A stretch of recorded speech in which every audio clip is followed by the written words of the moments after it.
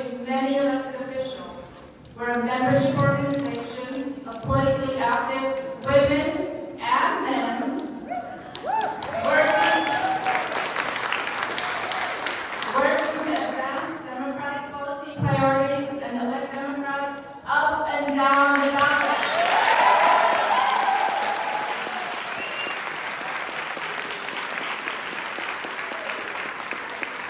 We work to educate voters on local, state, and federal issues of importance to Democrats, with a special focus on issues that disproportionately affect women and their families.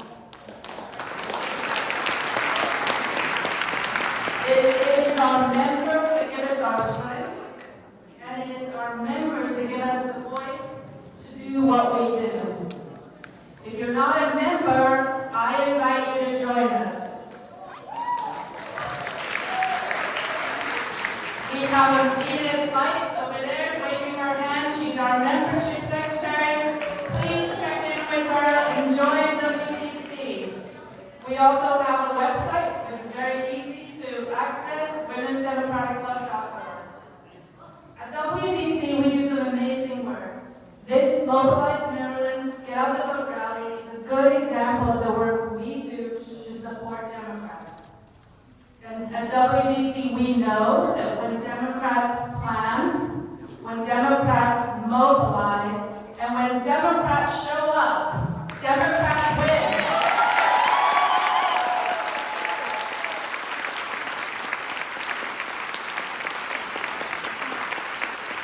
Are you all ready to win with Kamala Harris and Tim Walz?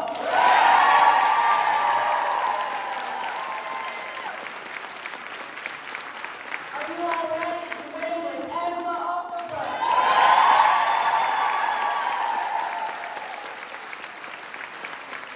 Are you all ready to win with McClain-Delaney?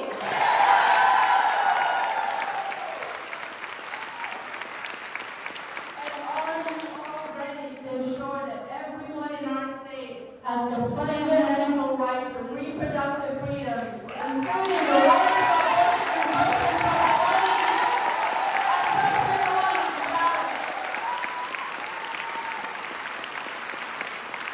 I think that is a resounding yes. We're ready to win.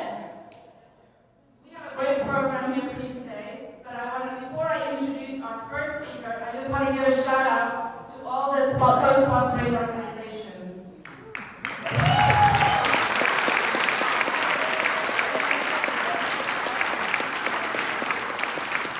The work we do, what that each organization does is so important. And when we work together to lift each other up, we all win. So thank you all for partnering with us.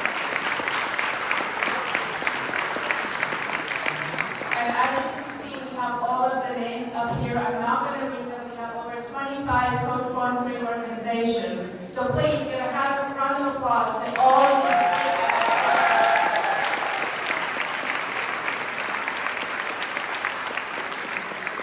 Thank you all for your leadership for doing the important grassroots work. So one of the things you may have noticed around the building is we have these little signs that have QR codes. So if you take the QR codes and scan them, you can donate to Angela's campaign, you can donate to April's campaign. So please take a minute. If you want to take one with you and going home, please do so. And now it is my honor to introduce our first speaker this morning. He's been the pillar of strength in some of the darkest times of our democracy, and we are beyond grateful to have him fighting for us in Congress. He needs no introduction, so without further ado, please join me in welcoming Raskin.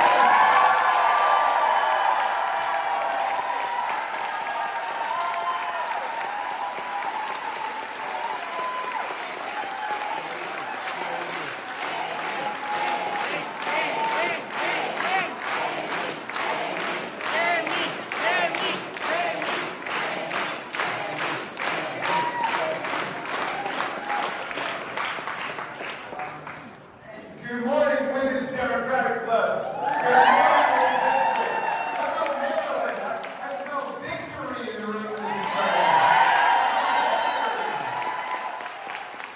I've been out on the road. I was going down to North Carolina and then Texas to campaign for our next president, Kamala Harris. And I was about to get on my flight on American, and this big Secret Service entourage appeared, and somebody got off the airplane, and it was Mike Pence. And I've not seen him or spoken to him since January 6th. And I went up to him and I said, Mr. Vice President, I want to thank you for being a real constitutional patriot on January 6th. When I was down in North Carolina, my friend Liz Cheney was there. She endorsed Kamala Harris for president.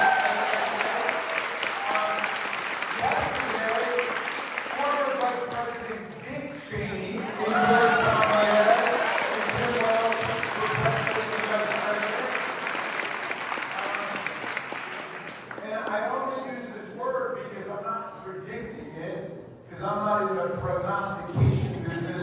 I'm in the mobilization business. I am mobilizing, I am organizing, I am galvanizing for a landslide.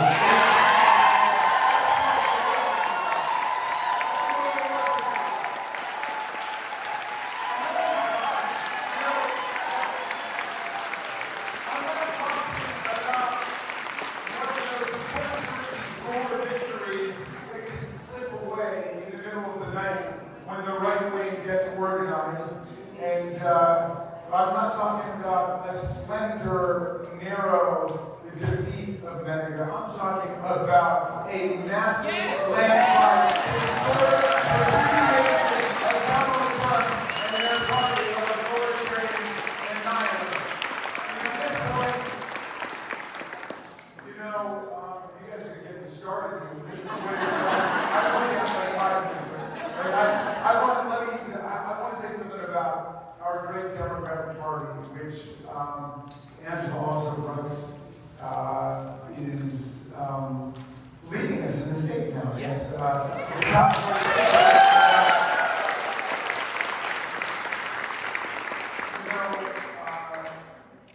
Sometimes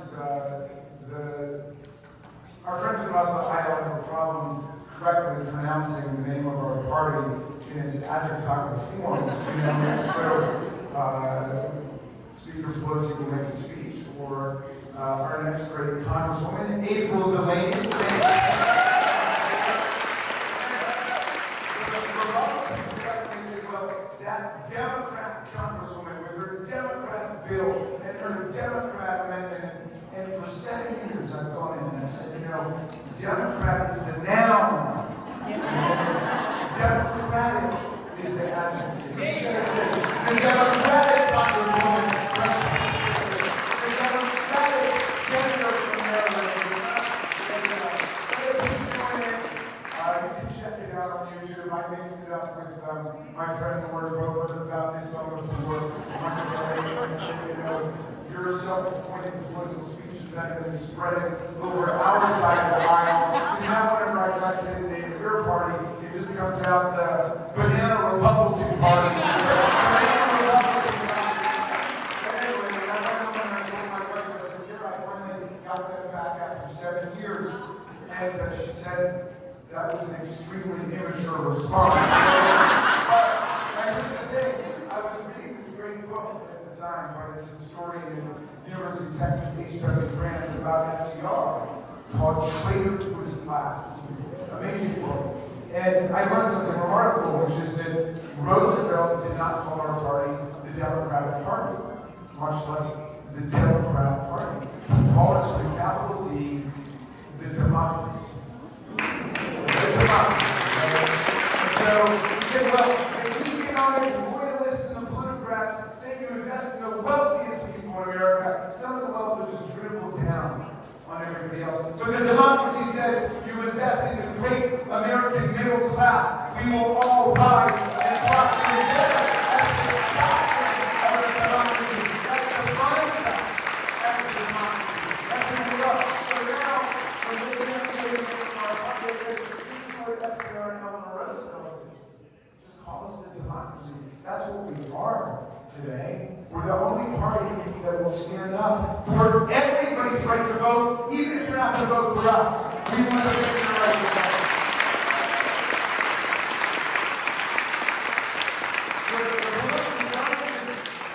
Have told us what are the hallmark characteristics of an authoritarian and fascist political party. Number one, they don't accept the outcome of free and fair democratic elections. They don't go their way. Number two, they embrace, or they refuse to disavow, political violence as an instrument for obtaining and maintaining political power. Number three, they're organized not as a big, unwieldy democratic organization. I guess they're organized as a cult of authoritarian personalities around one charismatic or allegedly charismatic figure whose word is elevated above the rule of law and above the Constitution. And finally, they don't present specific policy proposals for incremental progress for the society. They organize people, or they try to organize people around scapegoating, racism, and anti-Semitism, and immigrant bashing, and homophobia. And they all got mad at our great President Joe Biden when he said there were semi-fascist currents running through the Republican Party. But I'm sorry, if the shoe semi-fits, you semi-wear it.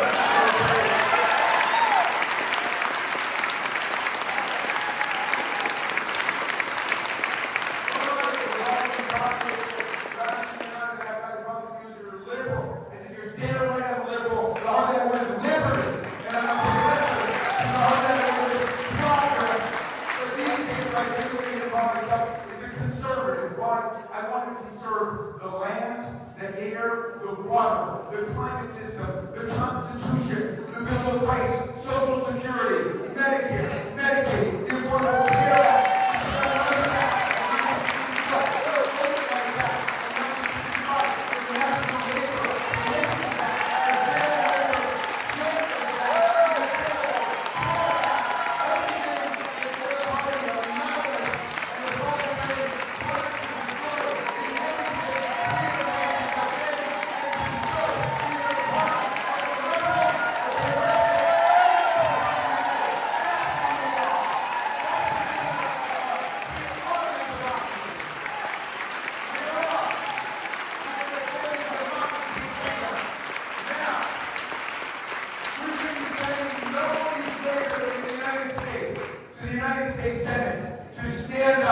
for democracy and freedom than the great Alsobrooks.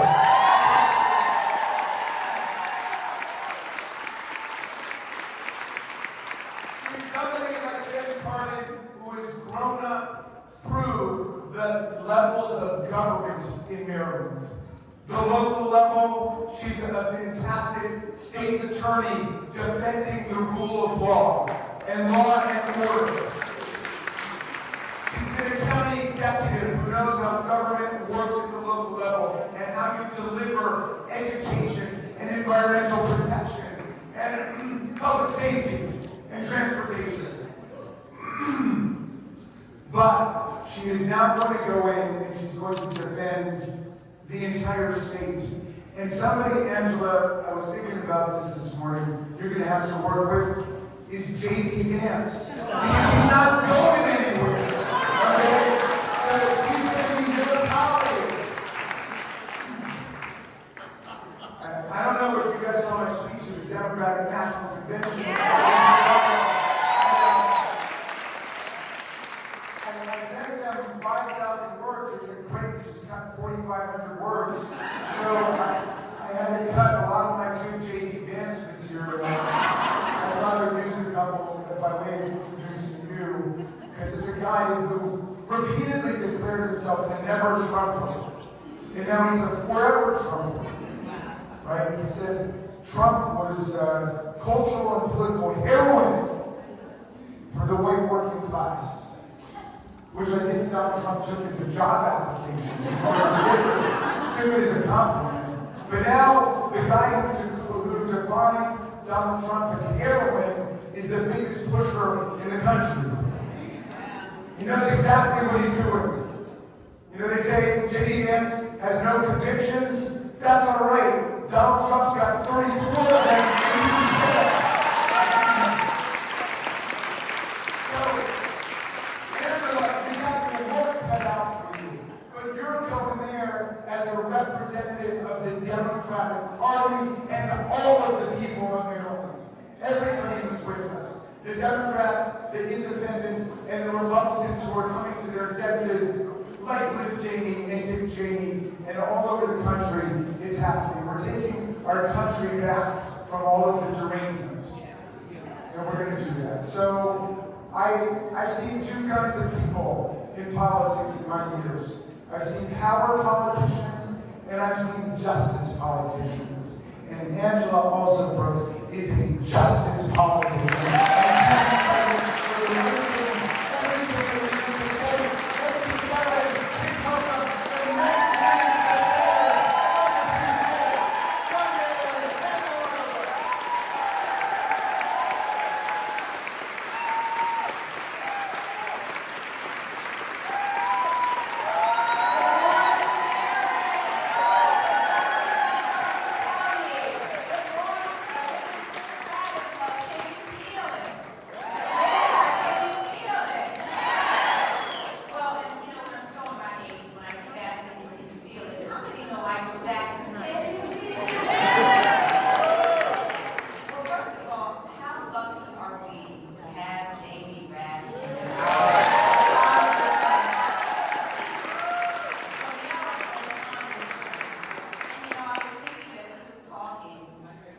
How blessed we are. You know, we just are so thankful, Jamie, not only for your life, we're thankful, we're really, really grateful for how you used it.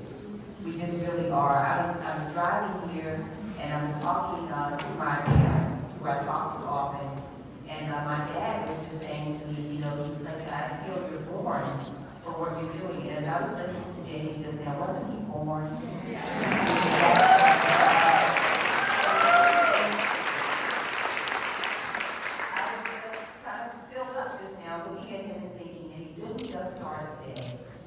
I've had the opportunity to look back. It's been decades that Jamie Raskin has given to us. Everything he's had, his soul, you know, his passion, his intellect, given it all to us. And not just to Maryland, he's given it to America.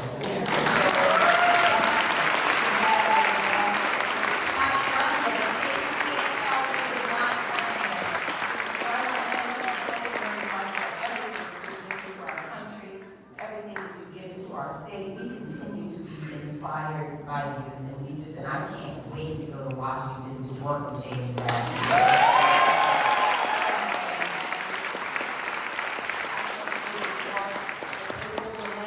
Give it up for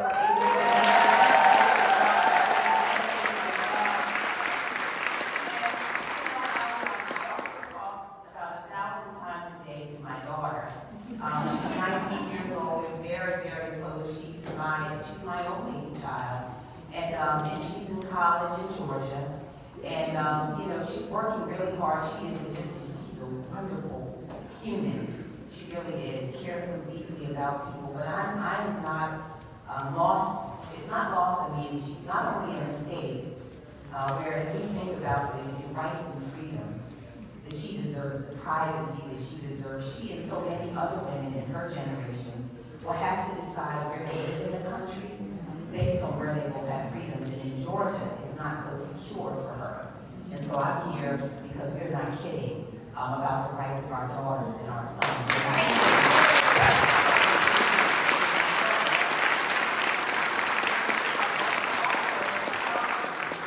I am unfortunately, like so many other parents in this country right now, I'm terrified because we send our kids to school and we have every expectation that when you deliver them to that door, you know, I was just there a few weeks ago moving her in. And we're taking in the comforter and we're taking in the possibly in she needed. She's in her first little apartment. And you have every expectation that when we deliver our kids to the school door, whatever that school door is, whether it's elementary school or whether it's college, that they will be safe. And I'm terrified because unfortunately we recognize this is not necessarily the case. And this week, once again, in Georgia, like so many of us, delivered their most precious, the most precious parts of their lives to that school. And guess what? They weren't safe. We lost 2 more kids. We lost their teachers. I read the harrowing story of the children who were brave enough to go into the hallway and pull their teacher into the classroom who had been shot, and stood over that teacher and watched the teacher die in the classroom. So our work is cut out for us. We are not kidding. This election is one of the most controversial elections.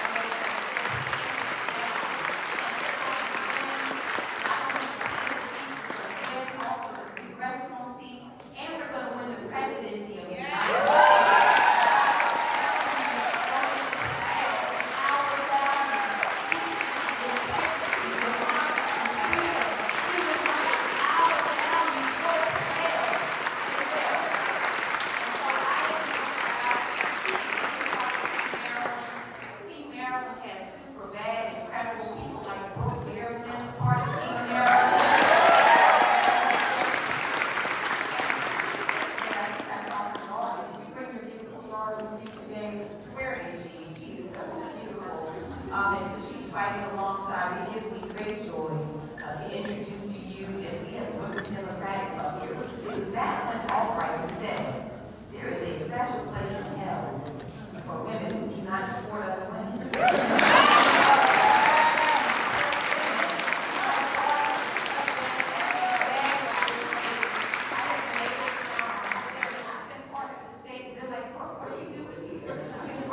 Everywhere because she believes not only in our state and country, but she believes in women. So please help me to welcome our comptroller, the first ever.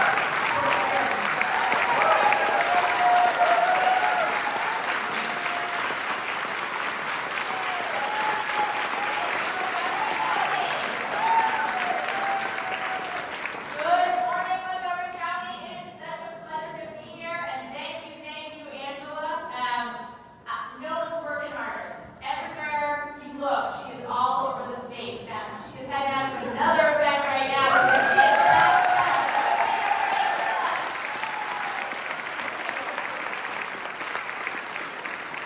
so like she said, I'm Brooke Lierman, and I am honored to be the 34th Comptroller of Maryland and the first woman to hold it. I'm struck like that sometimes because I think it's so important that we remind ourselves that there are still glass ceilings to break, but when we work together, we can shatter them. That's what it all is. Now, we are 59 days at a wake-up away from Election Day. And we're at a community college today, and so let's do a little math. Everyone can do it. Here's the math that I like to do this kind of time in the election cycle. Use it to figure out how many doors you can knock. X number of doors for a 3-hour shift, and Y number of shifts over the next 59 days. You guys fill in those blanks. Or perhaps you're determining how many postcards you can write. So you write A number of words times B number of postcards and C number of hours, right? For 59 days. Now, I'm the elected CFO of the state, so I know a little bit about math, and I'm here to say that we, no matter what math you use, no matter what variables, make sure you're doing something, and a whole lot of something for the next 59 days. Because this is the people in this room that are going to make sure that we elect Delaney to the U.S. House. Make sure we elect Alsobrooks to the U.S. Senate, and that'll make sure that we have a Democratic school board and that we get Kamala Harris to the White House. Now, the truth is, when I think about ballots, and I know it has one name. When you go there and you vote, and I take my kids and I show them what we're doing. But the truth is, we are all on the ballot this year. All of us. If you've heard me speak before, you know that my core value is something I learned from Paul Wellstone, who I work for, that we all do better when we all do better. And the truth is that no one will be safe from the havoc that will happen in this country should Donald Trump be reelected. And, God forbid, we have a Republican majority in the U.S. Senate. And have you read Project 25? So I'm not going to dwell on it because there are children present and this is a PG-rated speech. But what I'm going to say is that we are all on the ballot this year because our rights are all on the ballot this year. I know we feel safe in Maryland, but we are not. We're also all on the ballot, but for a good reason. And that's because people like Alsobrooks, they take us with her. It may be her name on the ballot, but she takes us with her wherever she goes because that's the kind of person she is. Since she graduated from law school, she's been serving the public, making our community safer, more welcoming, and helping ensure every Marylander can grow up to reach their potential. You know what else she's been fighting for? Women's reproductive health care rights. Our rights are both bodies and community. So, when I go in and show my kids that we are voting for Angela Alsobrooks for U.S. Senate, if they didn't know because I never sure. I know it's her name that I see, but she's carrying our hopes and dreams, as well as our challenges and struggles with her every single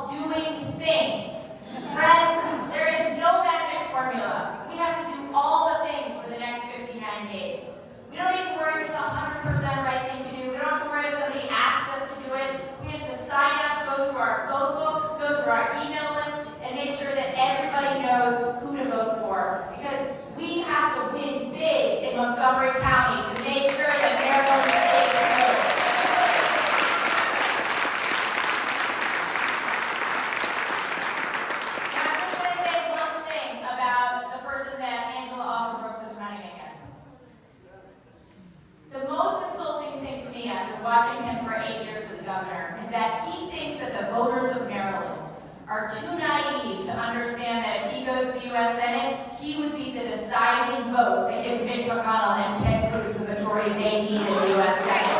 We're not that naive. We're not going back. We're not going to let that happen. And I know that because you were all here on a Saturday morning, making sure that we are signing up, getting out, getting ready to vote, making sure our neighbors know how important this election is. I'm going to end with this. We are extremely lucky to be in this moment. This is a moment that my mom, my grandmother dreamed about. A moment when we have a chance to elect a woman to the White House. A woman who's the daughter of immigrants. A woman who attended our nation's most storied HBCU. A woman whose only client has been the people her entire life. And we have the chance to elect not one, not two, but three amazing women in federal office in Maryland. Sarah and Angela. So, let's tell our kids and grandkids that the baton of history was passed to us. We ran as fast as we could and as hard as we could through the finish line to the very end. Let's go in. Let's break that glass ceiling. Let's go.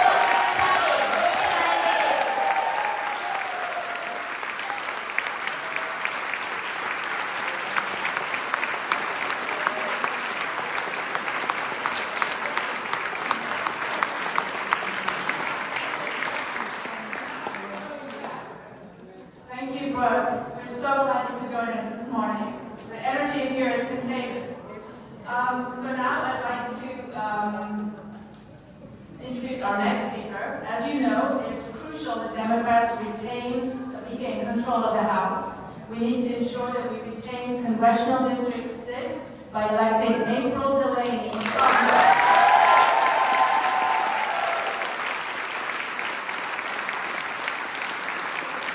As a mother of 4 daughters, April understands the challenges families face, from earning a living to accessing healthcare and protecting our children from the harm of big tech. Her priorities include protecting reproductive freedoms, addressing big tech impacts on children's privacy, promoting investment in good-paying jobs, and expanding healthcare and mental health resources. Above all, April believes we must unite against extremism to uphold our democracy.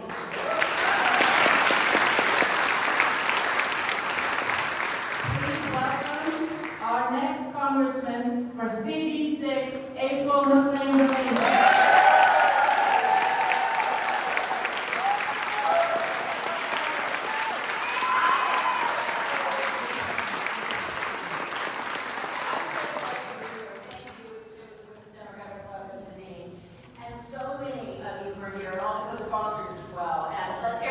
Raskin.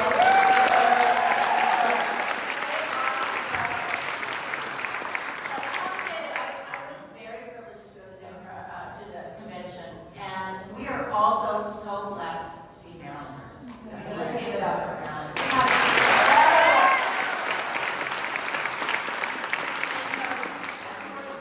Breakfast at 7:30 in the morning, and you sit there and you listen to the electricity. And we had Reverend Warnock come through, and we had Nancy Pelosi, and they said, "Boy, what's happening in Maryland? There's a lot going on. You know, this war, and you've got Alsobrooks, but also we've got Standing Ware, and we've had Raskin, and we've had these icons that go through our whole delegation, and we have Joshua Romersberger and Congressman Strong and Congressman Sarbanes all stepping back. Incredible.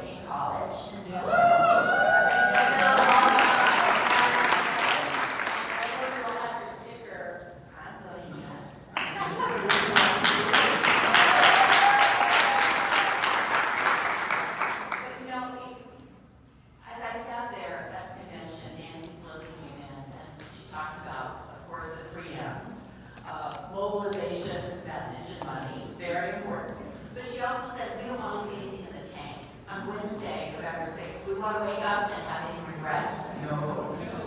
Run on empty, run hard, and when we fight, we win.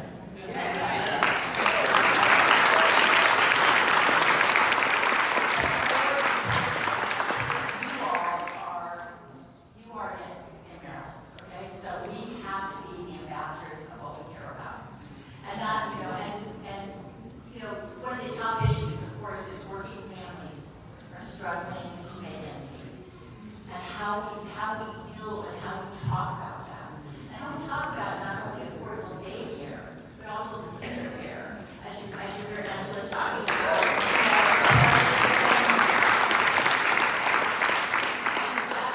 There are too many people who can't afford to buy their prescription drugs. And I was in the incredible kickoff because of the prescription drugs and how we have worked within the last 4 years to do so much. I was really privileged to work with the administration at the Department of Commerce for another amazing woman, Gina Raimondo, who is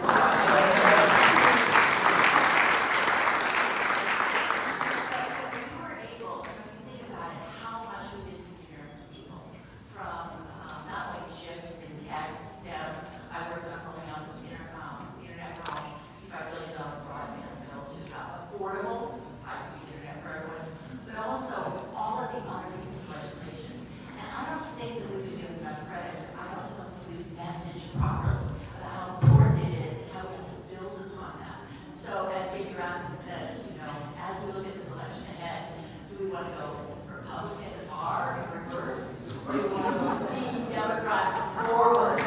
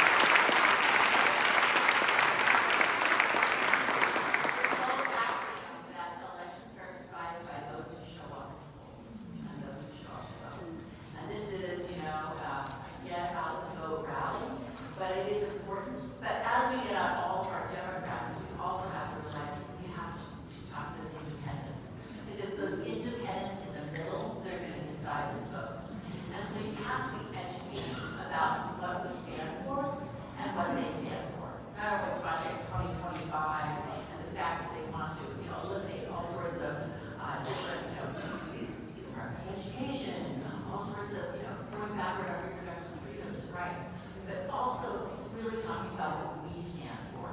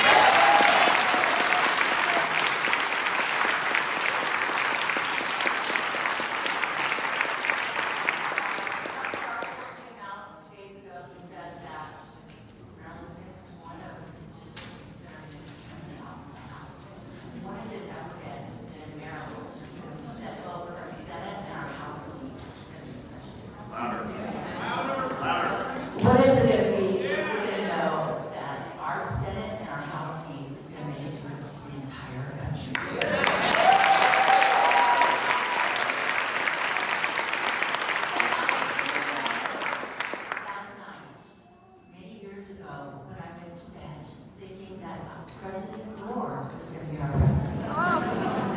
And I woke up in the morning and he wasn't. Right. There was a hanging chad and a whole 150,000 votes in Florida. Every vote matters, and you never know which vote's going to be.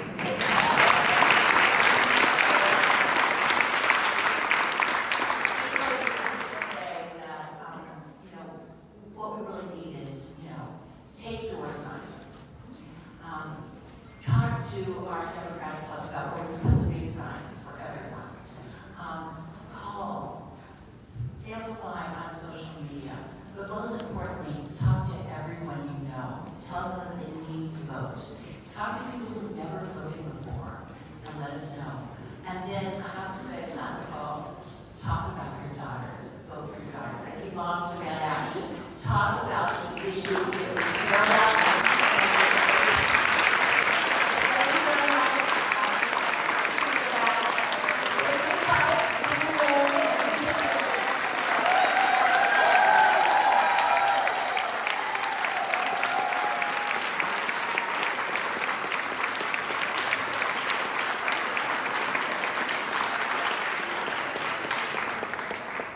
Thank you, Maple, and we can't wait to have you represent us in Congress.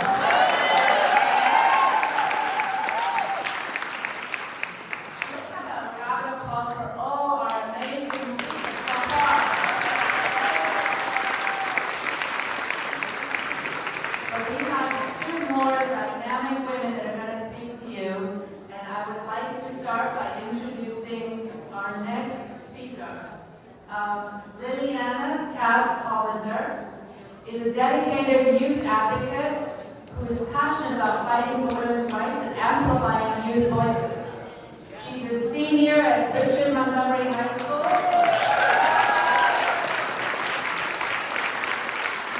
And she works with MOCO Empower and Young Feminist Party, and now to host events, lobby legislators, and engage in direct action at different levels. Please welcome Lierman.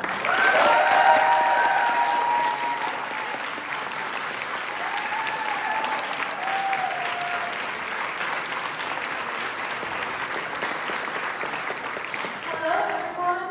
I am so honored to be here with all of you today, standing together for a cause that's not just important, but vital. My name is Lierman, and I'm a 17-year-old student who's been fighting for women's rights for almost my entire high school career. I'm the Mid-Atlantic representative for the Young Feminist Party, as well as the co-chair of MOCO Empower. But the reason I'm here today is because I'm the daughter of a woman who grew up with more rights than I'm now guaranteed. And thank you to Brooke for dropping me here today. On May 2nd, 2022, I sat in my school's auditorium taking the AP government exam. Among the key court cases we had to memorize was Roe versus Wade, which guaranteed the right to abortion via the 14th Amendment. It was the easiest case to memorize because, to me, it was as much an important part of our history as the Constitution. Walking into school that day, I thought that exam and whether I got a 4 or a 5 was the end of the world. Little did I know it was what was happening outside of the room that was determining my future and that of millions of women across the country as the Dobbs versus Jackson decision was leaked. That fall was when I truly began organizing for women's rights. I channeled my feelings of anxiety and fear into action, as did activists across the country. I started speaking out, organizing, and fighting for the rights that should be universal and unquestionable.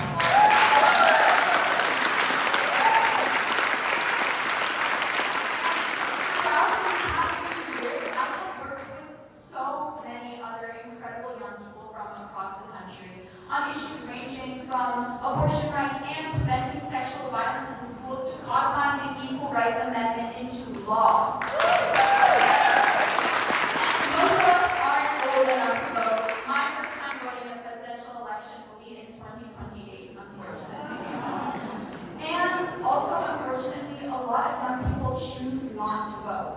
That's because it can feel too easy, even for me, to feel hopeless and like nothing I do will make a difference. But today, we're here not only because we believe in the fundamental rights of women, but because we know we have the power to protect those rights. It's our job to show this to young people, to empower them to make a change, even if it's as small as voting. This year is more important than ever. Not only do we have the chance to cast our ballots for the first female president of the United States, we also have the opportunity to support the ballot initiative 1 and codify abortion rights into our state constitution. We get to vote for Angela Alsobrooks, who will not go will be Maryland Senator and Vice President and Georgia. In May 2022, after the AP government curriculum was forever changed, I was scared.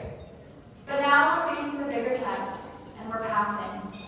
After seeing advocates and young people across the country rise up and say, no more, and we won't go back, we will only go forward, after ballot initiatives and record midterm elections, I'm not as scared anymore. We've seen young people and women vote in record numbers. Let's break those records again, and again, and again.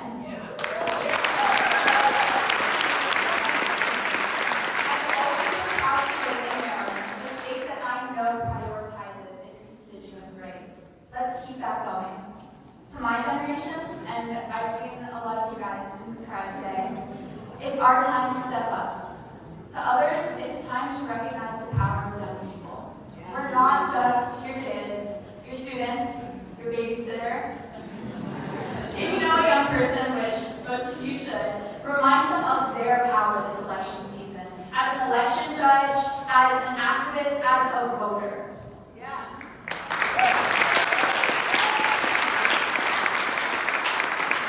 It's not just about politics or policy, it's just about people. It's about each one of us having the right to control our own destinies. I look around the space and I see incredible figures. I see advocates that I look up to. I see peers I go to school with.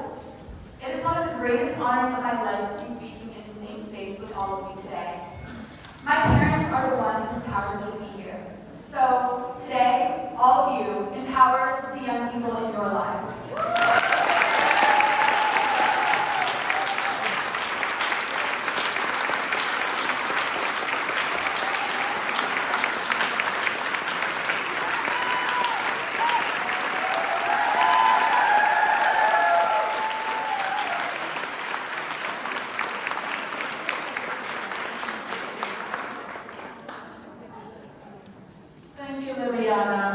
It's so great to have you here as part of this rally, and we know that we look forward to what you're going to do in the future.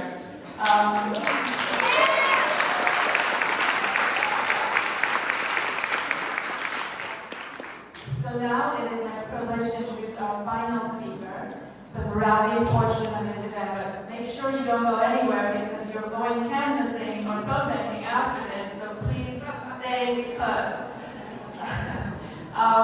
Minnie Timuraju is a seasoned campaigner.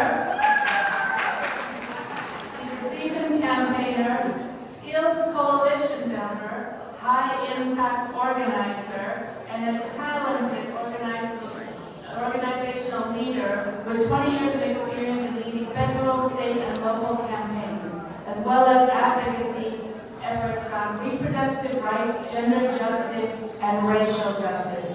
Please welcome Minnie Timuraju.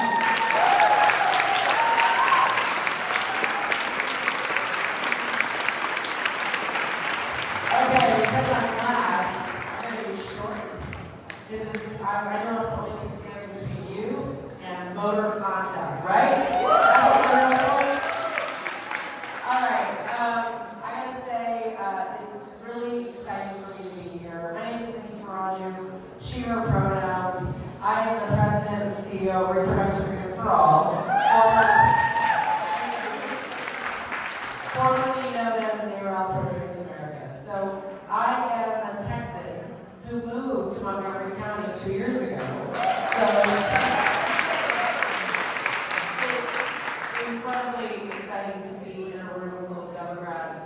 As I think about the work that I do, I think a lot about the folks in my home state of Texas. And when April talked about how important these races could be more important. Women in my home state are living under an almost near total abortion ban, a vigilante state, or someone can pick up the phone and report you for accessing care in another state. They are living a total dystopian nightmare. 22 states in this country have abortion bans or restrictions, but not here in Maryland, and we have a chance to fight back and fix it for everybody.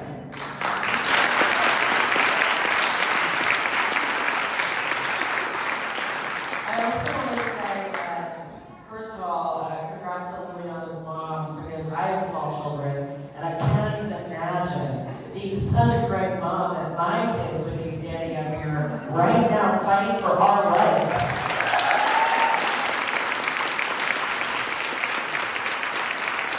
That's an A+ parenting. Something for all of us to aspire to. But I also want to say something about young voters. So I don't know how many of you saw the New York Times last week, that women voters under 40 are now stating that abortion rights and reproductive freedom are eclipsing the economy as the number one priority.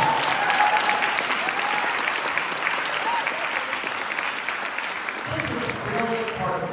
We know that young voters could make or break this entire election, right? Getting them engaged, activated in this state could fundamentally transform the way we run elections in this state and nationwide. So I want to echo Liliana. Don't just talk to your voters because it's the right thing to do. Selfishly, we need to talk to them because if they surge in turnout, they will fundamentally change the entire game in the state of Maryland. Okay?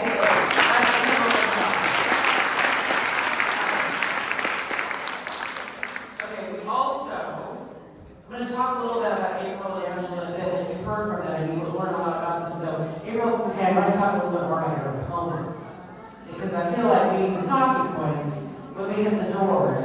It's not enough just to say, Angela's amazing, April's amazing, you know this, you know the stakes. We have a chance to elect a federal pro-reproductive freedom trifecta, Kamala Harris, Tim Walz, Angela Alsobrooks, McClain-Delaney, and we flip the House. And by the way, I was with Catherine Clark in Ohio, in Michigan this week, and she said that we lost the House nationwide by less than 7,000 votes. That's how close it was. If we get that federal trifecta back, that just means we hold the Senate, we just gotta hold it, and then we do that with Angela Alsobrooks. We can codify a federal right to abortion in all 50 states.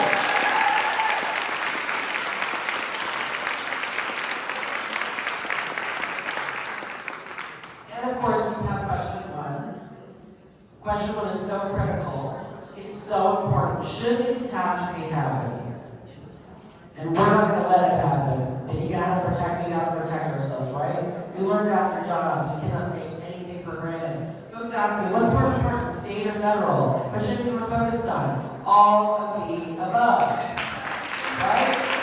So, we need to organize your folks to vote yes on question one, but also, when we turn voters out, especially independents and Republicans, who are overwhelmingly with us on reproductive freedom. 8 out of 10 Americans are with us. That includes Republicans and independents. So when we move them to our side on this issue, we then have a chance to talk to them and move them for Angela and for April and for all of our candidates. So it's so important to turn out. You have to talk to everybody in the state.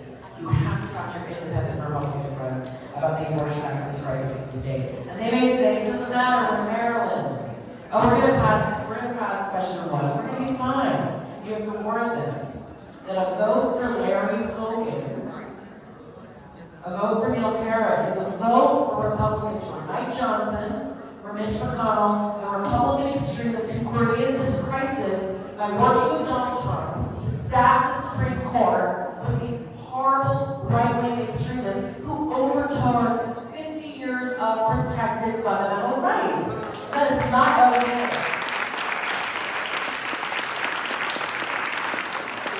So, a little bit about Larry Hogan, for when you hit the doors. Because I know a lot of folks say, oh, you know, Larry Hogan's pro-choice. Oh, Larry Hogan is a moderate.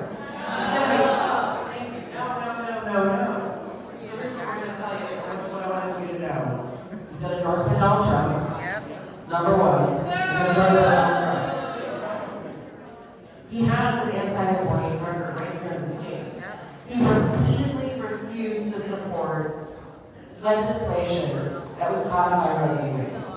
Repeatedly. He is not a vote for us in the Senate. You've got to tell people that at the doors. Larry Hogan was asked, he's been asked, and he will not commit to codifying the federal right to abortion. That is the number one thing we have to do in this Congress, and he won't do it. He refused to protect abortion access and expand abortion access in the state as governor. And you have the receipts, so we need to tell folks that. He's going to keep lying and trying to hide behind his record, or his words on his record. He also refuses to commit to protecting federal IVF protections. Okay?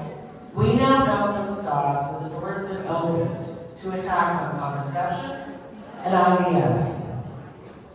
It's incredibly extreme. So Larry Hogan is not just a moderate, he's extreme. Finally, I'm getting 30 seconds, and I said it's going to be short. Here's what I'm going to tell you about Neil Parrott. He has been endorsed by the most extreme anti-abortion organizations in this country. He received a 94% score from one of those organizations. 94%! That's incredible. And when he ran against David Trone, he supported the Born Alive Abortion Survivors Protection Act.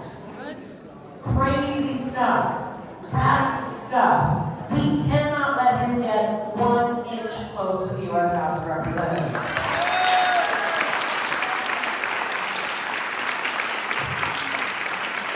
And we're going to do that by knocking on doors and making calls for April Delaney.